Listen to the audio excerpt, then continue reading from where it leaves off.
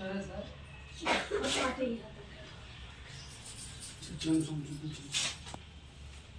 మీ దగ్గరలో ఏమైనా అరటిపళ్ళు అందితే ఒక 2 అరటిపళ్ళు తీయండి సొమ్ము. ఒకసారి ఇష్ట ఫోన్ చేయండి, ఆయన బయలుదేరారేమో. హలో చెప్పండి. అమ్మా రవిని కాల్ అవుతాడు అప్పుడు ఇచ్చాము. ఓం శ్రీ పెద్దల్ని పేరంటాల్ని తలుచుకుని దండం పెట్టుకుని అప్పుడు వేయాలి. అఖండ దీపారాధన ముహూర్త సుముహూర్తో అస్తు. పునః సంకల్పముశ్చార్య.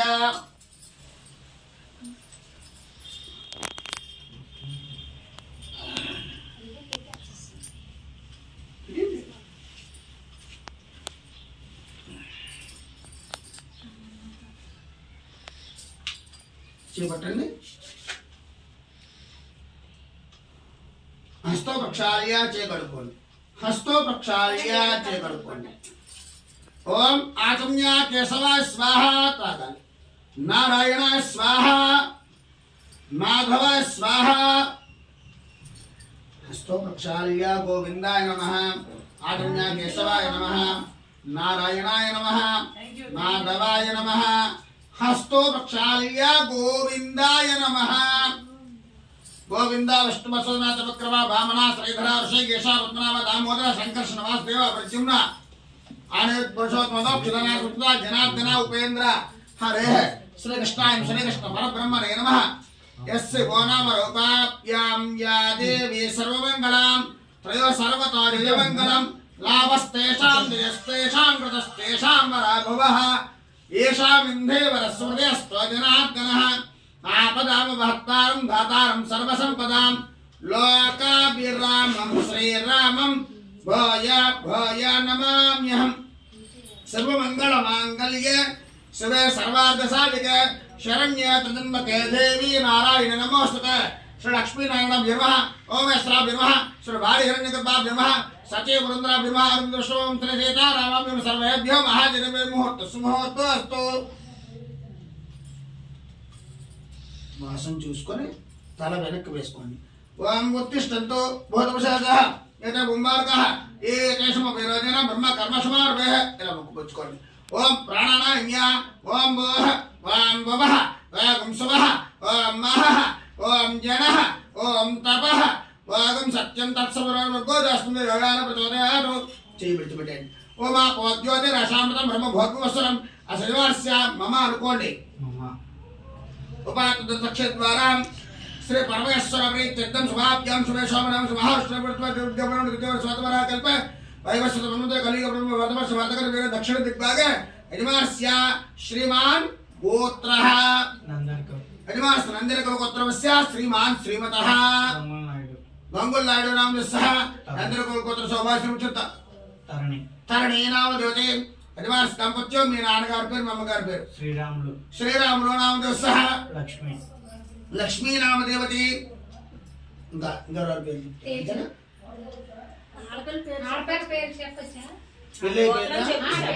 పెళ్ళి అయిపోతే పనికిరాదు కదా. సహ కుటుంబ సమాజ సహ కుటుంబానాం క్షేమస్థైర్య. ఓం గావరీం మాయ శలిలాన దక్షత్యేకపదే ద్విపదే సాచతుష్పదే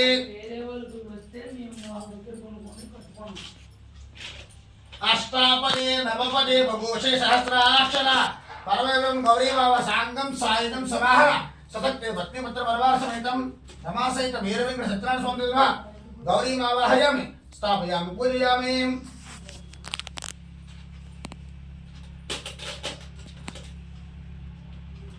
ఓం మహాదైవ్యే చ విద్మహే విష్ణుపత్నే చ ధీమహి.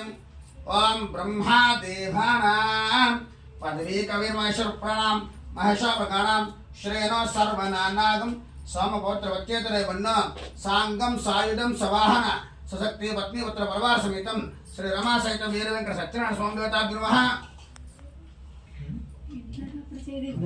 లేకపోతే ఏముంటావు పెట్టండి. బ్రహ్మమావాహయాం స్థాపయాం పూజయామి. ఓం आज्ञं दोतं वृणेमः होतारं विश्ववेशं असज्ञसुकृतं साङ्गं सायुधं सवाहन सशक्ते पत्नीपुत्र वरवार समेतं रमा सहित वीरवेंकट सत्यनारायण स्वामी देवता ब्रह्म अतिदेवता प्रत्यदेवता सहित अग्निं दिक्पालकमावाहयामि स्थापयामि पूजयामि तमेवासा जगत् सस्मरेयं साङ्गं सायुधं सवाहन सशक्ते पत्नीपुत्र वरवार समेतं श्री रमा सहित वीरवेंकट सत्यनारायण स्वामी देवता ब्रह्म अतिदेवता प्रत्यदेवता सहित सूर्यग्रहमावाहयामि स्थापयामि पूजयामि ओम आप्या ससमेत विष्णुवससंगते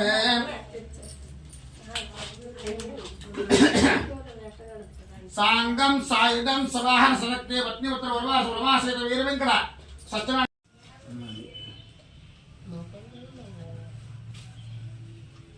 ఏదమ్మా కొబ్బరికాయ ఇచ్చిందా ఇదేనా ఇదే ఇంకోటి ఏది పడతారా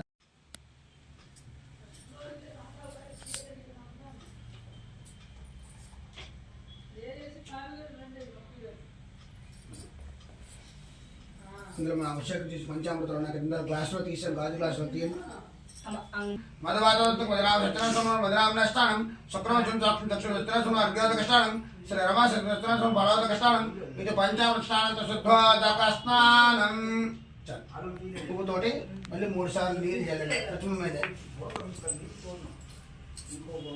శ్రీ రమా సహిత సత్యనారాయణ వచ్చి పంచామృత స్నానంతో శుద్ధోదక స్నానం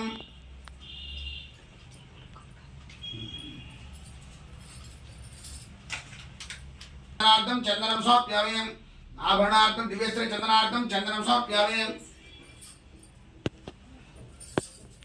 कुंकुमार्थम हार्द्र कुंकुम चूर्णानि समर्पयामि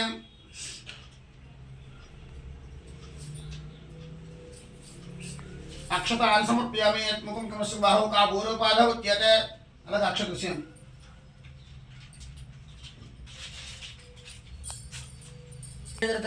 అందులో అడుగునే ఇతరాంగ పూజ కలశమే ఆపు కుర్చీలు ఉన్నాయా ఓం కేశవాయ నమః పాదవ పూజయామి ఓం గోవిందాయ నమః బలహ పూజయామి ఓం ఇంద్రాపతియే నమః జంగే పూజయామి ఓం అనగాయ నమః జంగే పూజయామి ఓం జనార్దనాయ నమః ఓం పూజయామి ఓం విష్ణుశ్రవే నమః కటిం పూజయామి ఓం కుక్షిస్థల భువనాయ నమః ఉదరం పూజయామి ఓం లక్ష్మీ వక్షస్థలాయ నమః वक्षस्थलं पूजयामि ओम शंकर चक्र गदा प्राणे नमः बाहुने पूजयामि ओम कमुकंठाय नमः कंठं पूजयामि ओम पूर्णे विभक्ताय नमः वक्त्रं पूजयामि ओम कदंताय नमः दंतदाने पूजयामि ओम श्री सत्यनारायण स्वामी नमः सर्वांगानि पूजयामि ओम नारायणाय नमः ओम नारायण नमः ओम शौर्याय नमः ओम वरदाय नमः ओम वासवान्याय नमः ओम जितेन्द्रियाय नमः जतक्रोधाय नमः ओम समुदष्ट धूपमाग्रापयामि बालप्रमदाय नमः सात सत्यनारायण स्वामी नमः ओम नैवेद्यम ओम भूर्भुवस्सुवः तत्सवितुर्वरेण्यं भर्गो देवस्य धीमहि धियो यो न प्रचोदयात् साङ्गाय सपरिवार महानैवेद्यं समर्पयामि ओम प्राणाय स्वाहा अपानाय स्वाहा ज्ञानाय स्वाहा प्रदानाय स्वाहा समानाय स्वाहा ब्रह्मणे स्वाहा मणि जल प्रसाद निटपदने मध्य मध्य पानी सुखम व्यवस्था पक्षपात सुखसिद्धि ताम भोगार्थम ताम पुत्र नेरान हार्दिक फल मेरे और सकल सदा नेरान नवयारतु ग्रहण वरद भवा शांतत श्रेष्ठ समस्त मंगलाल श्रेष्ठ नित्य मंगल सांगाय सपरिवार दीर्घ संजोगं के कोडेरं ने राजस्पर्श सत्यनारायण स्वामी ने अनेक वेदोक्त दिव्य सवर्ण मंत्र पुष्पं समर्पयामि अनेकानि मनस्यन्ते प्रदक्षिणं पदे पदे पापोऽहं पापकर्माहं पापात्म पापसमुद्रहं कुट्याधिवासनाग वृंदाश्रमं नास्ते కుటీర ఆశ్రమం ఏర్పాటు చేసిన అక్కడ వేద విద్య నేర్చుకుంటున్నారు అక్కడ వాళ్ళ గురువు గారు చోతమహాముని వారు చాలా సంవత్సరాల క్రితం హిమాలయ పర్వతాల్లో తపస్సు వెళ్ళి అక్కడ తపస్సు పూర్తి చేసుకొని చాలా సంవత్సరాల తర్వాత ఆశ్రమానికి వచ్చారు గురువు గారు చాలా సంవత్సరాల తర్వాత ఆశ్రమానికి వచ్చారని చెప్పి శిష్యులందరూ కూడా శిష్యులందరూ చాలా సంతోషించి గురువు గారు రాజ మర్యాదలతో ఆశ్రమానికి ఆహ్వానించి పిదప సపర్యలు చేస్తుండగా మార్గ మధ్యలో మాటల సందర్భంలో శిష్యుగల్లో శిష్యులు గురుగారు అడిగారు గురుగారు మీరు చాలా సంవత్సరాల క్రితం హిమాలయ పర్వతాలకు తపస్సుకొని వెళ్ళిపోయారు ఇప్పుడు మీరు వచ్చేశారు అయితే మీరు తపస్సుకు వెళ్ళిన భూలోకంలో మానవులు అనేకమైన పాప పనులు చేస్తూ పాపకార్యాలు చేస్తూ దుర్లభమైన దుశ్చమైన జీవితాన్ని మానవులు అనుభవిస్తూ ఉన్నారు వాళ్ళకి ముక్తిని ప్రసాదించే పూజ కానీ నోము కానీ వ్రతము కానీ ఏదైనా ఉంటే చెప్పండి గురువు గారు మానవుల చేత ఆచరించేట్టుగా చేద్దామని చెప్పి అడిగేసరికి గురువుగారు ఆ సాయంత్రం కూడా శిష్యులందరూ చోట కూర్చోబెట్టిన ఆయన శిష్యులారా పూర్వము ఇలాంటి ధర్మ సందేహమే నారద మహామునికి కలిగింది. ఆయన కలిగిన ధర్మ సందేహాన్ని ఆ శ్రీ మహావిష్ణువు ఏ విధంగా నివృత్తి చేశారో వృత్తాంతాన్ని చెబుతాను ఆయన శ్రద్ధగా ఆలకించండి ఆయన చెప్పి చెప్తున్నాడు. పూర్వము నారద మహాన్ బోడమాడు బ్రహ్మాండ లోకాలన్నీ తిరుగుతున్నాడు. ఏమిటవి అతల వితల సుతల తలాతల మహాతల రసాతల పాతాల లోకారం ఉపరతల భూలోక భువర్లోక సువర్లోక మహర్లోక జనలోక తపోలోక సత్యలోకారం అధోభాగే. అంటే మొత్తం 14 బోడమాడు బ్రహ్మాండ లోకాలు ఉన్నాయి. ఈ నారద మహాన్ అన్నింటి రోజు సంచారం చేస్తూ మార్గ మధ్యలో భూలోకానికి వచ్చి భూలోకంలో మానవుడు పడుతున్న ఇబ్బందులు చూసి వీరికి ముక్తిని ప్రసాదించే మార్గం ఏదో తెలుసుకున్నాను. కానీ విష్ణులోకం ఏంటంటే వైకుంఠాన్ని ప్రయాణమైన అక్కడ వైకుంఠంలో శ్రీ మహావిష్ణువు ఏ విధంగా ఉన్నారట శాంతాకారం భుజగశయనం పద్మనాభం సురేశం విశ్వాకారం గగన సదృశం మేఘవర్ణం శుభాంగం లక్ష్మీకాంతం కమలనయనం యోగ విద్యానగమ్యం వందే విష్ణుం భవభయహరం సర్వలోకైకనాథం.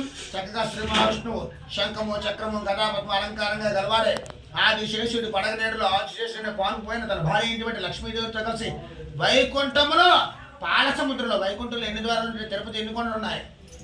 7 కొండల వాడ గోవింద గోవింద.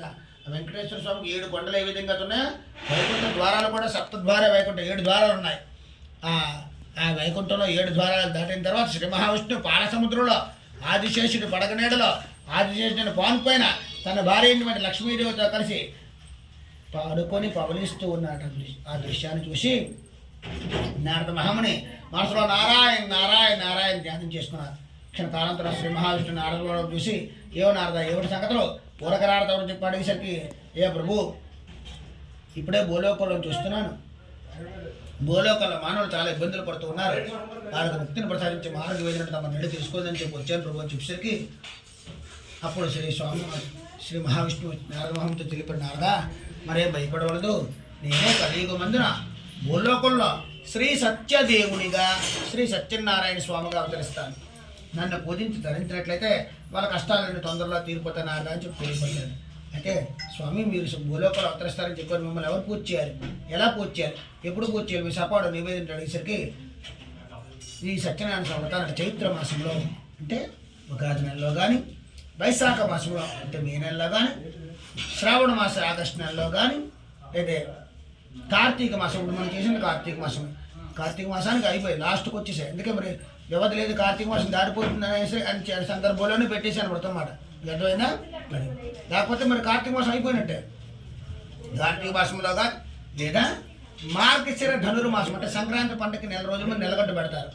నెలగంట పెట్టిన దగ్గర నుంచి భోగి రోజు వరకు కూడా ధనుర్మాసం అంటాం. అంటే గోదాదేవి కళ్యాణం చేస్తారు.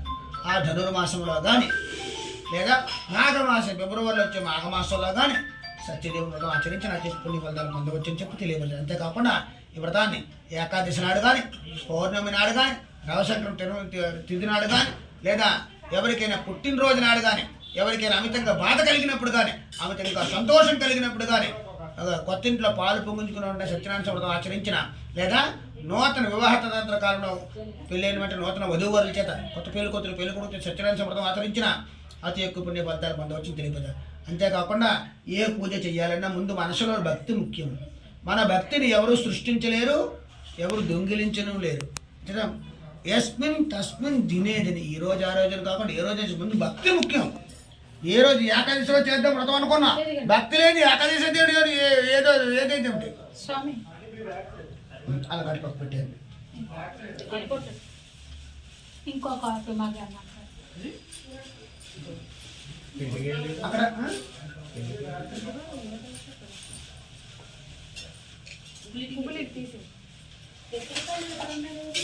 ఇంక దేనికమ్మది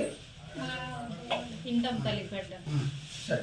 అయితే మనలో భక్తిభావం ఉప్పొంగినాడు యస్మిన్ తస్మిన్ ఈ రోజు కాకుండా ఏ రోజైనా చేసుకోవచ్చు అంటే సత్యనారాయణ వ్రతాన్ని. అయితే మనలో భక్తి ముఖ్యం. ఆ విధంగా స్వామివారి వ్రతాన్ని ఆచరించవచ్చని తెలియదు. సత్యనారాయణ వ్రతంలో విశేషమైనటువంటి ఆయన ప్రసాదమే. ఇప్పుడు మన శివుడి ఫోటో చూసాం. ఎవరున్నారు? శివుడు పార్వతీదేవి భార్య భర్త ఇద్దరు ఉన్నారు. సత్యనారాయణ ఫోటో చూసి ఆయన అలా ఆవిడేది లేదు. ఆ సత్యనారాయణ స్వామి ప్రసాదమే ఆయన భార్య. ఇదే ఆయన భార్య అంటే సత్యనారాయణ స్వామి భార్య పేరు రమాదేవి. శ్రీ రమా సహిత వేద వెంకట సత్యనారాయణ స్వామి అని చెప్తాం. అంటే ఆయన భార్య ఎవరు? సాక్షాత్తు లక్ష్మీదేవి. మనం గోవుని లక్ష్మీ స్వరూపంగా భావించి ఆరాధిస్తాం. అటువంటి గోవు ద్వారా ఉద్భవించిన గో క్షీరం, గో అర్ఘ్యం, ఆవు పాలు, ఆవునితో తయారు చేసే ప్రసాదం కాబట్టి సదా నిందిత దోషం లేదుగా. ప్రసాదాన్ని ఎవరైనా నిందించినా, దూషించినా, నిర్లక్ష్యం చేసినా అనుకుంటున్నారు. ఆయన తిట్టినా ఏమనుకోరట. ప్రసాదాన్ని తిడితే మాత్రం ఆయన భార్య ఏంటి లక్ష్మీదేవిని దూషించినట్టే. ఇంకేత అతనికి కోపం వస్తుంది. అయితే సత్యనారాయణ వ్రతంలో ప్రసాదం నేను ఇంటికి వచ్చాను, ప్రసాదం చేశాను. మీరు గోధుమక పంచదార ఇవన్నీ ఇవన్నీ ఇచ్చారు చేశాను. మీరు ఏ వస్తువులు తెచ్చారో అక్కడి నుంచి సేమ్ అదే వస్తువులు పట్టుకొని వెళ్ళి ఇప్పుడు నేను మళ్ళీ మా ఇంటికి వెళ్ళిపోయి చేసుకున్నాను అనుకోండి, నాకు రాదు. పోనీ నేను వెళ్ళిపోయిన తర్వాత మళ్ళీ అదే వస్తువులు ఇప్పుడు నేను చేయడం చూశారు కదా, చూసి మీరు మళ్ళీ చేసినా మీకు రాదు. అది ఆ దేవుడి పేరు చెప్తేనే భగవంతుడికి సమర్పిస్తానంటేనే ఆ నైవేద్యం కుదురుతుంది. తర్వాత ఎప్పుడు చేసుకుందామన్నా కుదరదు. మీరు ఎన్ని వందల సార్లు ప్రయత్నించినా అలాగ రాదు. నేను మా ఇంట్లో చేసుకున్నా రాదు. నేనేనే మళ్ళీ మా ఇంట్లో సత్యనారాయణ వ్రతం చేసేటప్పుడు చేస్తేనే కుదురుతుంది. అదే ఆ భగవంతుని యొక్క మహిమ. ఈ ప్రసాదాన్ని ఎవరైనా సరే మనకి దేవుడు మంచి మన దేవుడు, మనకు పగవాడికి కూడా దేవుడు దేవుడే. మనకు పగవాడు కానీ దేవుడికి కాదు. కాబట్టి మా ఇంటికి వచ్చి మనకు పగవాడైనా సరే మీ సత్యనారాయణ వ్రతం చేస్తున్నానంటే వచ్చి ఇంటికి వచ్చి ప్రసాదం అడిగి తీసుకుని వెళ్తారు. సత్యనారాయణ వ్రతమైన ప్రసాదంలో అంత విశేషం మాట. ఇవన్నీ సత్యనారాయణ ప్రసాదం ఎవరు అడిగినా కాదనకూడదు. అందుకే అన్నమాట ఈ యొక్క ప్రసాదాన్ని అంతటి విలువైనటువంటిది. ఆ విధంగా స్వామివారికి గోధుమ పంచదార పాలు అని చేరుపాలు చొప్పున సమపాలుగా చేర్చి స్వామివారికి ప్రసాదాన్ని సమర్పించి నివేదించి వాళ్ళకి స్వామివారిని అర్చన చేసినట్టయితే వాళ్ళ కష్టాలన్నీ తొందరగా తీరుపోతాయని అర్థం చెప్పి తెలియపచ్చారు. అయితే స్వామి ఈ భూమండలం మీద మొట్టమొదటిసారిగా ఏవైనా ఈ వ్రతాన్ని ఎవరు ఆచరించారు, దానికి ఏమైనా వృత్తాంతం ఉన్నాడు, ఒక వృత్తాంతం ఉంటున్నాడు, దాని చెప్పి చెప్తున్నాడు. అయితే ప్రథమ అధ్యాయ సమాప్త. స్వామిదే సమర్పించండి. బాబు దండం పెట్టుకుని కొబ్బరికాయ కొట్టండి. బ్రేక్. కాశీనగరం అనే పట్టణం, అందులోని విష్ణు శరవణ పేరు గల బ్రాహ్మణత్వం ఉండేవాడు. ఆ బ్రాహ్మణత్వం ఋగ్వేదం, యజుర్వేదం, సామవేదం, అధర్వవేదం, చతుర్వేద కోలం కష్టంగా నేర్చుకున్నాడు. ఎంత విద్య నేర్చుకున్న ప్రయోజనం నుంచి బాగుంచి ఇంటింటికి తిరిగి వచ్చే వరకు కుటుంబాన్ని పోషించుకుంటేవాడు. అయితే ఆ బ్రాహ్మణత్వంలోకి వారం 10 రోజులుగా కాశీనగర్లో ఎవరు కూడా బెచ్చమైపోయాక ఆయన కుటుంబం ఆకలితో పస్తులు ఉంటున్నారు. ఆ బ్రాహ్మణత్వం అనుకున్నాడు, ఎంత విద్య నేర్చుకున్న ప్రయోజనం లేదు, ఇంటింటికి తిరిగి బెచ్చవతుకుని కుటుంబాన్ని పోషిస్తున్నాను. ఆయన నా ఇల్లు గడవని పరిస్థితి ఏర్పడింది, నేను బ్రతికి ఏమి సాధించాను అనుకుని కాశీనగర్లో గంగానదిలో దూకి ప్రాణత్యాగం చేసుకున్నాను అనుకున్న తర్వాత గంగానదిలో దీపాడు మోకాలో దీంట్లో మునిగిపోదామని చెప్పి పైనుంచి శ్రీ మహావిష్ణువు చూసి, విష్ణుమూర్తి బ్రాహ్మణ ప్రియుడు అంతేక శ్రీ మహావిష్ణువు పైనుంచి చూసి ఈ బ్రాహ్మణత్వం ఈ విధంగా ప్రాణత్యాగం చేయడం వల్ల నాకు ఉరిగేది ఉంది, ఇతని ద్వారా ఈ భూమండలంతో నాయక వ్రతాన్ని వ్యాప్తి చేస్తానని చెప్పి అనుకుని ఒక ముసలి బ్రాహ్మణ రూపంలో శ్రీ మహావిష్ణువు గంగానది ఒడ్డుకొచ్చి నీటిలో మునిగిపోతున్న బ్రాహ్మణత్వం ఒడ్డుకి పిలిచాడు. ఓ బ్రాహ్మణత్వమా, మీరు ప్రాణత్యాగ ప్రయత్నాన్ని చేస్తున్నారు, ప్రాణత్యాగ ప్రయత్నాన్ని విరమించుకొని ఒడ్డుకొచ్చి మీకు జరిగిన కష్టం ఏంటో నాకు తెలియపరచండి అని చెప్పి అడిగేసరికి ఆ ఒడ్డుకొచ్చి ఆ బ్రాహ్మణత్వుడు ఋషి వృద్ధ బ్రాహ్మణ రూపంలో ఉన్నటువంటి శ్రీ మహావిష్ణువుకి ఆయన జరిగిన కష్టాలని చెప్పుకునేసరికి సరే మీకే మొట్టమొదటిసారిగా చెప్తున్నాను, శ్రీ సత్యదేవుని వ్రతం అనే వ్రతం ఉంది. ఆ వ్రతమును ఆచరించినట్టయితే మీ కష్టాలన్నీ తొందరలో తీరిపోతాయని చెప్తూ, అంటే నాకంటే మా గురువుగా నేర్పే నేను చెప్పేస్తున్నాను. మొట్టమొదటి ఎవరు నేర్పాలి? దేవుడే నేర్పాలి. అంచేత ఆ బ్రాహ్మణోత్తముడికి సత్యదేవుని వ్రత విధానం అంతా కూడా ఆయన చెవిలో ఉపదేశం చేసి ఆయన మంత్రులు గారు ఎదుగు చెప్పాడు సత్యనారాయణ వ్రతం చేద్దామని భావించి గంగానది దిగి నీటిలో 3 మునకలు వేసి ఒడ్డుకొచ్చి ఆ వాళ్ళ తిరువా నక్షత్రాల సంకల్పం చెప్పుకొని, స్వామి ఇవాళ నేను యాచనకు వెళ్తున్నాను, ఈవేళ నాకు ధనం సమృద్ధిగా లభించినట్టయితే అందులో సగం ధనం ఉపయోగించి ఈ సాయంత్రం కూడా అత్యంత భక్తి శ్రద్ధలతో ఈ వ్రతం తప్పకుండా చేసుకుంటాను స్వామి అని చెప్పి దండం పెట్టుకున్నాను. సత్యనారాయణ స్వామికి కృపా కరుణా కటాక్షాలు వారి పంతులు గారికి విశేషమైన ధనధాన్యరాశి లభించాయి. ఆహా ఏమనా భాగ్యము, సత్యదేవుని వ్రతం చేస్తారంటే నాకు ఇంత ధనధాన్యరాశి లభించాయి, ఆయన వ్రతం చేస్తే ఇంకెంత ధనధాన్యరాశులు లభిస్తాయని చెప్పి భావించి ఆ సాయంత్రం పూట ఇరుగు పొరుగు వారిని బంధువుల్ని గ్రామ ప్రజలందరినీ పిలిచి సతీ సమేతంగా సత్యనారాయణ వ్రతాన్ని ఆచరించాడు. అది ఆచరించిన అతి కొద్ది రోజుల్లోనే అమిత ధన సంపద కలిగిన వాడే, ఎంత ధనం ఉన్నప్పుడు కూడా సత్యనారాయణ వ్రతాన్ని చివరి వరకు విడిచిపెట్టుకున్న ఇహమందు పుణ్యాన్ని పరమానంద మోక్షాన్ని స్కాంద పురాణ రైవాక సత్యనారాయణ వ్రత కదా ద్వితీయ అధ్యాయ సమాప్త సమర్పించింది. అయితే అదే కాశీనగరంలోనే కాష్ట అష్ట విక్రయ కట్టెలు కొట్టుకునేవాడు. అతడు ప్రతిరోజు అడవికి వెళ్ళి కట్టెలు కొట్టి సంతలో కొంత ధనానికి విక్రయించుకొని కుటుంబాన్ని పోషించుకుంటుండేవాడు. అయితే ఒక రోజున అడవిలో కట్టెలు కొట్టుకొని కట్టెలు మూపు పట్టుకొని వస్తాడు. అయితే ఆవేళ ఉష్ణతాపం ఎండ తీవ్రత ఎక్కువ వల్ల వస్తున్న దారిలో పంతులు గారు గృహం కనిపిస్తూ గృహం వద్దకు వెళ్ళి పంతులమ్మ గారిని అడిగారు. అమ్మా పంతులమ్మ గారు, బాగా ఎండ ఎక్కువగా ఉంది, గ్రహం వేస్తుంది, కాస్త మంచినీళ్ళు ఇవ్వండి, మంచి పడిగాడు. అయితే పంతులమ్మ గారు వారిని పిలిచి లోపల పిలిచి కూర్చోబెట్టారు. రబ్బీ, పంతులు గారు పూజ చేస్తున్నారు, పూజ చెప్పే సమయం దగ్గర పడిపోయింది, నువ్వు లోనికి వచ్చి కూర్చోనైనా కూర్చుంటే పంతులు గారు పూజ పూర్తయిన వెంటనే నువ్వు అడిగిన మంచినీళ్ళు ఇస్తాను, నీకు ఇంత ప్రసాదం పెడతాను, ఇంత భోజనం పెడతాను ఆయన అని చెప్పి వాడిని లోపల పిలిచి కూర్చోబెట్టాడు. వాడు లోపల కూర్చున్నాడు కానీ ఆలోచించాడు. ఏమిటట, ఈ పంతులు గారికి పంతులమ్మ గారికి 5-6 సంవత్సరాల క్రితం తినడానికి తిండి గింజలైనా ఉండేవి కాదు, కట్టుకోవడానికి సరైన వస్త్రాలైనా ఉండేవి కాదు, చిరిగిపోయిన జీర్ణావస్థకున్న వస్త్రాలు ధరించేవారు, కారిపోతున్న పూరు గుడిసెలో ఉన్నారు. ఇప్పుడు పంతులమ్మ గారు పట్టు పీతాంబర వస్త్రాలు ధరిస్తున్నారు, పెద్ద భవంతి కట్టారు, నేను మంచినీళ్ళు దిగుడాకం భోజనమే పెడతామన్నారు. వీళ్ళు ఈ 5-6 సంవత్సరాలు ఇంత ధనం వీళ్ళకి ఏ విధంగా వచ్చిందో తెలుసుకుందాం అని చెప్పి కూర్చున్నాడు. అయితే పంతులు గారు వ్రతం పూర్తయ్యామంటే పంతులమ్మ గారు వాడు కావాల్సిన ప్రసాదం భోజనాన్ని తీసుకొచ్చి పెట్టేసరికి వాడు కావాల్సిన ప్రసాదం భోజనం తీసుకుని పెట్టేసరికి పంతులమ్మ గారు అడిగాట. అమ్మ పంతులమ్మ గారు, 5-6 ఏళ్ల క్రితం మీరు ఏ విధంగా ఉన్నారు, ఇప్పుడు మీరు ఏ విధంగా ఉన్నారు, మీరు ఏ పూజ మాయ చేస్తున్నారు, ఎవరు చేస్తున్నారు చెప్పండి అడిగేసరికి, అయితే ఇంత ధనధాన్య రాశి మీకు ఏ విధంగా లభించాను అడిగేసరికి, నాయన మరి ఇంకేం లేదని కలియుగ ప్రత్యక్ష దైవం ఏంటంటే శ్రీ రమా సహిత వీర విగ్రహ సత్యనారాయణ స్వామి వ్రతం ఆచరించడం వల్ల మాకే ధనధాన్య రాశులన్నీ లభించాయి. ఇప్పుడు కూడా పంతులు గారు సత్యదేవుని వ్రతం ఆచరించి వస్తున్నారు ఆయన అని చెప్పేసరికి, మనం ఏం చూస్తే వేదవాడిని అల్పజాతి వాడిని కట్టెలు కొట్టుకొని కుటుంబాన్ని పోషించుకునేవాడిని, నేను ఈ వ్రతం చేయవచ్చాను, ఈ వ్రతం చేయడానికి తారతమ్యం భేదం లేదు నాయన, ఎవరైనా సత్యదేవుని వ్రతం ఆచరించవచ్చానని చెప్పేసరికి, అయితే నేను రేపు సాయంత్రం తప్పనిసరిగా సత్యనారాయణ వ్రతం చేస్తానమ్మా అని చెప్పి పంతులమ్మ గారు పుట్టిన ప్రసాదం భోజనం తిని తన భార్య కావాల్సిన ప్రసాదాన్ని భోజనం మూట కట్టుకొని కట్టెలు మోపన భుజం మీద ప్రసాదం కొట్టిన భుజం మీద పెట్టుకుంటూ వెళ్ళిపోతున్నట్ట. వెళ్ళిపోతే దారి పొడుగున ఆలోచించాడు, నేను రేపు సాయంత్రం సత్యనారాయణ వ్రతం చేయాలి, రేపు సాయంత్రం సత్యనారాయణ వ్రతం చేయాలని భావిస్తూ ఇల్లు చేరుకున్నట్టు. ఇల్లు చేరుకుని భార్యకి జరిగిందంతా తెలియబట్టి ఆ రాత్రి మంచం మీద పడుకున్నాడు. మనిషి అయితే మంచం మీద పడుకున్నాడు కానీ మన మనసు అంతా కూడా సత్యదేవుని మీద దృష్టి ఉండడం వల్ల తెల్లవారు నిద్ర పట్టలేదు. త్యాగం చేసి ఉదయం ఇంట్లో కాలం గడిపి ఉదయాన్నే లేచి స్నాన సంతాలు పుట్టి కాలు కొట్టాలని తిట్టుకు మళ్ళీ గొడవలు పడుకుని అడుగు వెళ్ళాడు. ఎప్పుడో కొడుకుని చెట్టులోంచి చెట్టు కొట్టి మోపు కట్టి బుర్ర పెట్టుకొని వస్తున్నాడు. అయితే ఆ రోజున వాడు కొట్టిన కట్టెలు ఎందుకో పనికిరాని విలువ లేని కట్టెలు. అయితే పైనుంచి శ్రీ సత్యనారాయణ స్వామి చూసి, వీడు కట్టెలు అమ్మినట్టయితే వచ్చినప్పుడు ఆ వాటికి వాడి తినడానికి సరిపడు, వీడు నా వ్రతం ఏం చేస్తాడని భావించి వాడి బుర్ర మీద కట్టెలు కాస్త మాయం చేసి గంధపు చెక్కలుగా మార్చేశాడు. గంధం చెక్క కొట్టని గదంతా గంధం పరమలో వెజ్జలుతుంది, గంధం చెక్క మోపుంటే వీడి విధంగా సుగంధ పరమలో వెజ్జలుతూ ఉంటుంది. అయితే సంతకు సమీపిస్తున్న కొద్ది ఇంకా సువాసన ఎక్కువ వస్తుంది.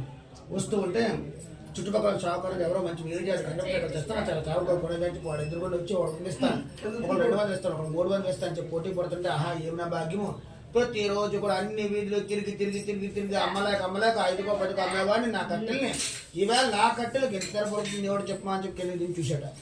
అప్పుడు కనిపించాడు గంధపు చక్కెర గారు వాడికి. అంతవరకు వాడి మీద సత్యదేవుని మాయను ఒక మాయ కప్పబడింది.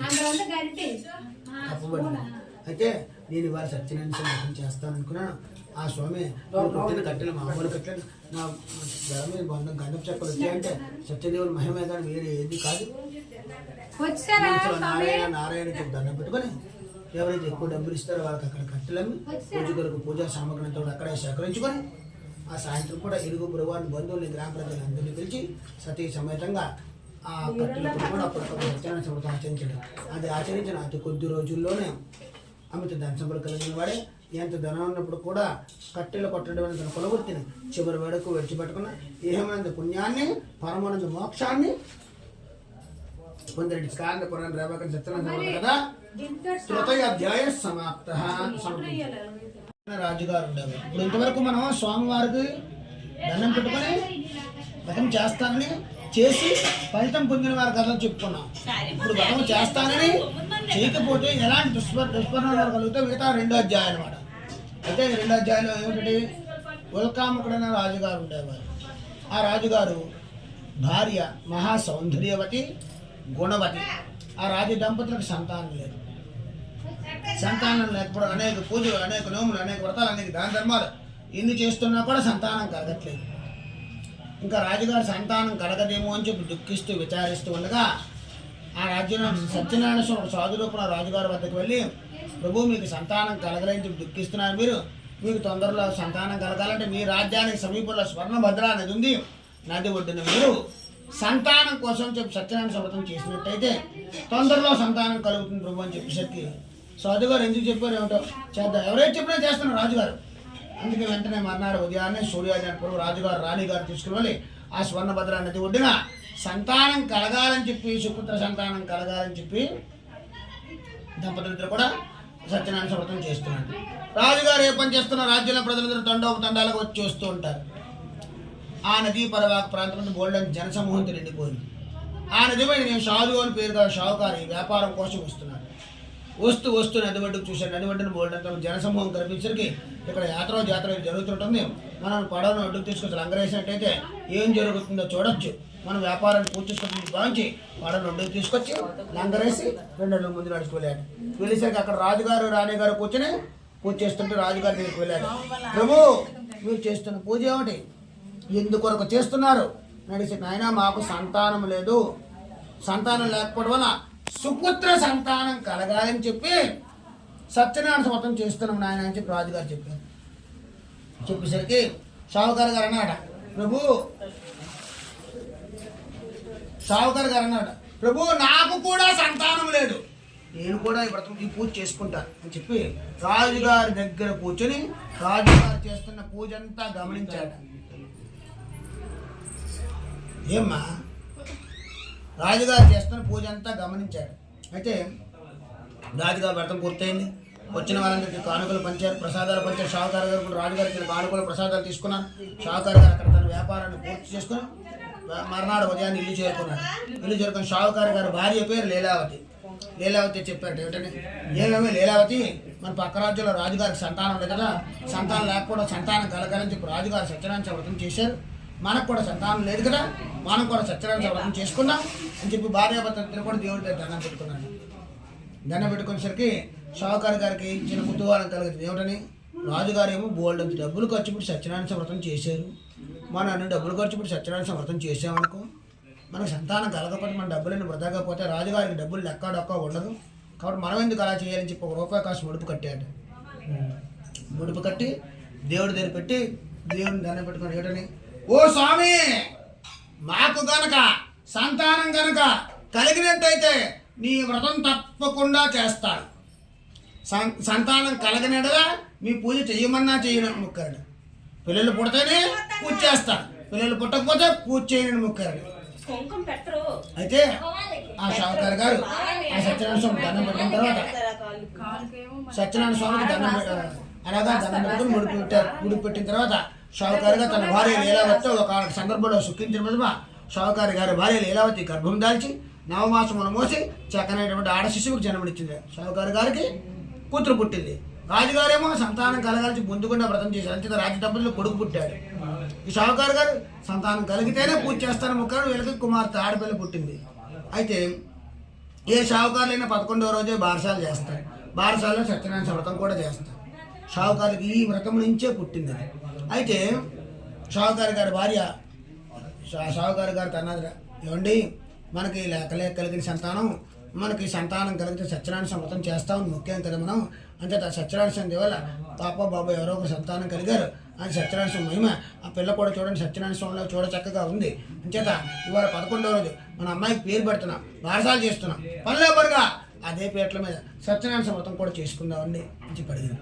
అడిగేసరికి షావుకారు గారు, నీకేం బుద్ధి ఉందా లేదా, మనకి లేక కలిగిన సంతానం నీ పుట్లో బిడ్డ దక్కదో అని చెప్పి బోల్డ్ డబ్బులు ఖర్చు పెట్టాను నేను, అంటే ఇప్పుడు సత్యనారాయణ వ్రతం చేయమంటాడు, ఇప్పుడు కాదులే అమ్మాయికి పెళ్ళి రాగానే చేద్దారా అని చెప్పి వాయిద్యం వేశాడు. షావుకారు గారు పెళ్ళి రాగానే చేద్దామని వాయిద్యం వేస్తే ఆవేళ బారసాలను కూతురికి గుణగణాలు తగినట్టుగానే శుక్ల పాడ్యమి నుంచి పౌర్ణమికి చంద్రుడు ఎలా పెరుగుతూ ఉంటాడో అలా కూతురు కూడా చూడ చక్కగా తయారైంది. ఆవేళ బారసాలు కూతురికి కళావతి పేరు పెట్టారు. ఆ పిల్ల కూడా కళావతిలాగా చక్కగా ఉందట. అయితే ఇప్పుడైతే ఆడపిల్లలేమో 18 ఏట 20 ఏట పెళ్లిళ్ళు చేస్తున్నారు. అప్పటి రోజుల్లో అష్టభర్త భవేత్ కన్యా పుత్ర పౌత్ర వరపాలకం అష్ట అంటే 8. 8వ సంవత్సరం వస్తే వివాహం వచ్చిందని సమయం అప్పుడు ఆడపిల్లలకి రిజిస్టర్ కాకముందే వివాహం చేసేవారు, బాల్య వివాహాలు చిన్నప్పుడే చేసేవారు. అంచేత ఆ కూతురికి కూడా 7 పూర్తి 8వ సంవత్సరం రాగానే షావుకారు గారి భార్య లీలావతి అడిగింది, అంటే మన పాప కళావతికి 7 పూర్తి 8వ సంవత్సరం వచ్చింది, అనుచర గారిని పంపించండి, ఈ పెళ్లి రాగానే వ్రతం చేస్తామని చెప్పారు కదా, సత్యనారాయణ వ్రతం చేసుకుందామండి. వ్రతం అయిపోయిన వెంటనే మన అల్లుడిని వెతకడానికి ఎవరో ఒకరిని పురమాయించండి, అల్లుడిని వెతికి తీసుకుని వివాహం జరిపిద్దామని చెప్పి అడిగేసరికి అమ్మాయికి పెళ్ళిడు వచ్చింది అంటున్నావు, ఇప్పుడు సత్యనారాయణ వ్రతం చేయమంటే నీకు అవసరమా సత్యనారాయణ వ్రతం, ఇప్పుడు అమ్మాయి పెళ్లిలో చేసుకుందా సత్యనారాయణ వ్రతం అని చెప్పి అప్పటికప్పుడు భార్యకి దమాయించి మాటలు దాటవేసి తమ ఈడు జోడుకుంటూ అల్లుని వెతికి తీసుకుంటామని చెప్పి మనుషులు పురమాయించారు. అయితే వాళ్ళందరూ వెళ్ళి షావుకారు గారి కుమార్తెకి తగినటువంటి వరుణ్ణి వెతికి తీసుకొచ్చి వివాహం జరిపిస్తారు. కూతురు పెళ్లి కాసేపట్లో పూర్తయిపోతున్నాడుగా వివాహం బ్రహ్మాండంగా చేస్తున్నారు షావుకారు గారు. మళ్ళీ భార్య లీలావతి అడిగింది, ఏమండి మన కళావతి పెళ్లి అయిపోతుంది, పెళ్లి కూతురు పెళ్లి కొడుకు పీటల మీద తీయిపోతున్నారు, అదే పీటల మీద సత్యనారాయణ వ్రతం చేసుకుందామంటే మన అమ్మాయి ముక్కుండిపోయిందని మీకు పుణ్యం ఉంటుందని చెప్పి మళ్ళీ అడిగింది. అడిగితే చూస్తున్నావు కదే డబ్బులు మంచిగా ఖర్చు పెడుతున్నాను పెళ్లిలోనే, ఇప్పుడు ఏం చేయమంటావు, ఇప్పుడు కాదులే రేపు వెళ్ళిండో ఈ వారమో వచ్చే వారమో ఈ నెల వచ్చే నెల ఎప్పటికప్పుడు చేసుకుందాలే, ఎక్కడ పోతాం, దేవుడు ఇప్పుడు చేస్తే కాదంటాడు అని చెప్పి భార్యని గమనించకి సత్యనారాయణ స్వామి కోపం వచ్చింది. ఈ వయస్సు కుటుంబీకులు ఎన్నటికీ నా వ్రతం ఆచరించడం లేదు కాబట్టి వీళ్ళకి కఠినమైన దుర్లభమైన కష్టములు కలుగుగాక శ్రమించాడు. భగవంతుడు పెట్టిన శాపం మనకు తెలియదు, మన మానవ మాత్రం మరి కూతురు చేస్తూ చిన్నపిల్ల అల్లుడి తాలూకా వ్యాపార నైపుణ్యం ఏ విధంగా ఉందో తెలుసుకుందని భావించి వ్యాపారం కోసం చెప్పి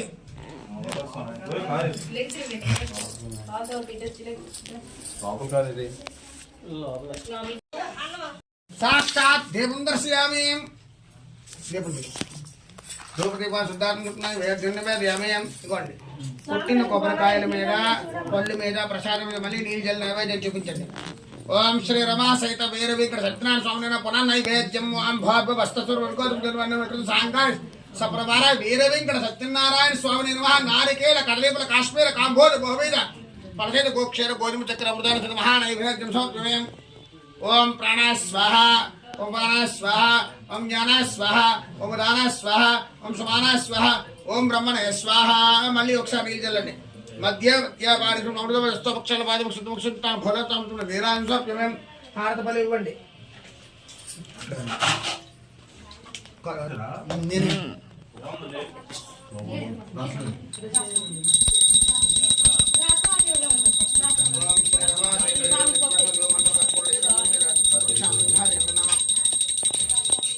ఓం నమో నారాయణ నారాయణాయ విద్మహే వాసుదేవాయ తన్నః పుష్పారి వృక్ష అంధర్యమే.